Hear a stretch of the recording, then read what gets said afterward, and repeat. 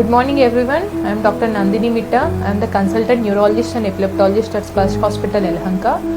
Today I am going to talk a few words about epilepsy. Epilepsy is a chronic neurological condition which affects around 50 million people worldwide.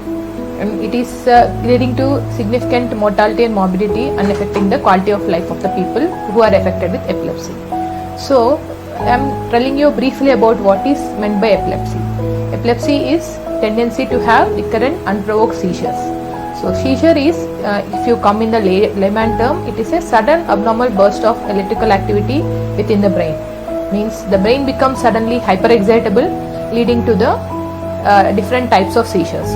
So seizure, it does not mean like the tonic-clonic activity of the brain only.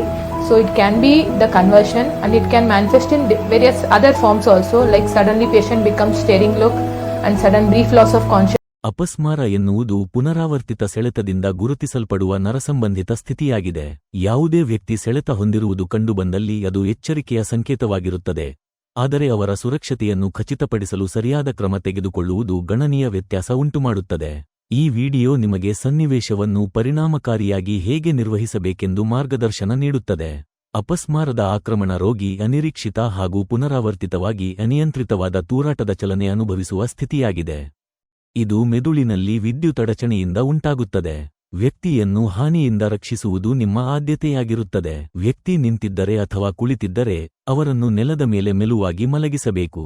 ಸೆಳೆತದ ಅವಧಿಯಲ್ಲಿ ಅವರಿಗೆ ಅಪಾಯ ಉಂಟುಮಾಡಬಹುದಾದ ಯಾವುದೇ ಗಟ್ಟಿಯಾದ ಅಥವಾ ಹರಿತವಾದ ವಸ್ತುಗಳಿದ್ದರೆ ಅದನ್ನು ತೆಗೆಯಬೇಕು.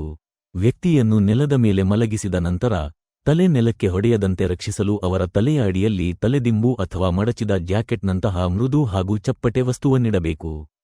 ಸೆಳೆತ ಹೆಚ್ಚಾದಂತೆ ಸಾಧ್ಯವಾದರೆ ವ್ಯಕ್ತಿಯನ್ನು ಮೆಲುವಾಗಿ ಬದಿಗೆ ತಿರುಗಿಸಬೇಕು. ಇದು ವಾಯುನಾಳ ಸ್ಪಷ್ಟವಾಗಲು ಮತ್ತು ಯಾವುದೇ ಜೊಲ್ಲು ಅಥವಾ ವಾಂತಿ ಸುಲಭವಾಗಿ ಹೊರಹೋಗಲು ಸಾಧ್ಯವಾಗುತ್ತದೆ. ಸೆಳೆತದ ಸಮಯವನ್ನು ದಾಖಲಿಸುವುದು ಮುಖ್ಯ. ಅದು ಯಾವಾಗ ಆರಂಭವಾಯಿತು ಮತ್ತು ಎಷ್ಟು ಸಮಯ ಇತ್ತು ಎನ್ನುವುದನ್ನು ಬರೆದುಕೊಳ್ಳಬೇಕು. ನೀವು ನೆರವಿಗಾಗಿ ಕರೆ ಮಾಡಿದ ಸಂದರ್ಭದಲ್ಲಿ ವೈದ್ಯಕೀಯ ತಜ್ಞರಿಗೆ ಈ ಮಾಹಿತಿ ಮುಖ್ಯವಾಗುತ್ತದೆ. ನೀವು ಸೆಳೆತದ ಅವಧಿಯಲ್ಲಿ ಎಂದಿಗೂ ಮಾಡಬಾರದಂತಹ ಕೆಲವು ಪ್ರಮುಖ ಅಂಶಗಳಿವೆ. ವ್ಯಕ್ತಿಯ ಬಾಯಿಗೆ ಏನನ್ನೂ ನೀಡಬಾರದು. ಹಳೆಯ ನಂಬಿಕೆಗಳಿಗೆ ವ್ಯತಿರಿಕ್ತವಾಗಿ ಇದು ಅವರ ಹಲ್ಲು ಅಥವಾ ದವಡೆಗೆ ಹಾನಿ ಉಂಟುಮಾಡಬಹುದು ಮತ್ತು ವಾಯುನಾಳವನ್ನು ನಿರ್ಬಂಧಿಸಬಹುದು. ಜೊತೆಗೆ ಅವರ ಚಲನೆಯನ್ನು ನಿರ್ಬಂಧಿಸಲು ಪ್ರಯತ್ನಿಸಬೇಡಿ. ಸೆಳೆತ ತಾನಾಗಿಯೇ ಕೊನೆಯಾಗಲು ಬಿಡಿ, ಆದರೆ ಅಪಾಯಗಳಿಂದ ಅವರನ್ನು ಮೃದುವಾಗಿ ದೂರ ಬರಲು ಮಾರ್ಗದರ್ಶನ ನೀಡಿ. ವ್ಯಕ್ತಿ ಸಂಪೂರ್ಣ ಚೇತರಿಸಿಕೊಳ್ಳುವವರೆಗೆ ಯಾವುದೇ ಆಹಾರ ಹಾಗೂ ಪೇಯ ನೀಡಬೇಡಿ. ಸೆಳೆತ ನಿಲ್ಲುವವರೆಗೆ ಹಾಗೂ ಸಂಪೂರ್ಣ ಜ್ಞಾನ ಬರುವವರೆಗೆ ವ್ಯಕ್ತಿಯೊಂದಿಗಿರಿ, ಏಕೆಂದರೆ ನಂತರದಲ್ಲಿ ಅವರಿಗೆ ಗೊಂದಲ ಅಥವಾ ಮಂಪರು ಉಂಟಾಗಬಹುದು. ಶಾಂತವಾಗಿ ಅವರೊಂದಿಗೆ ಮಾತನಾಡಿ ಮತ್ತು ಭರವಸೆ ನೀಡಿ.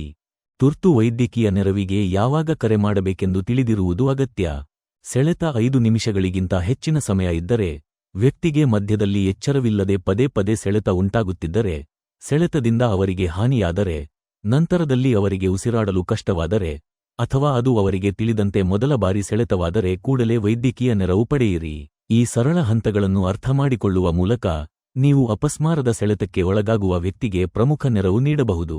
ಮಾಹಿತಿಯುಕ್ತವಾಗಿರಿ ಮತ್ತು ಶಾಂತವಾಗಿದ್ದು ಸೂಕ್ತ ಕ್ರಮ ತೆಗೆದುಕೊಳ್ಳುವ ಮೂಲಕ ನಿಜವಾದ ವ್ಯತ್ಯಾಸ ಉಂಟುಮಾಡಿ.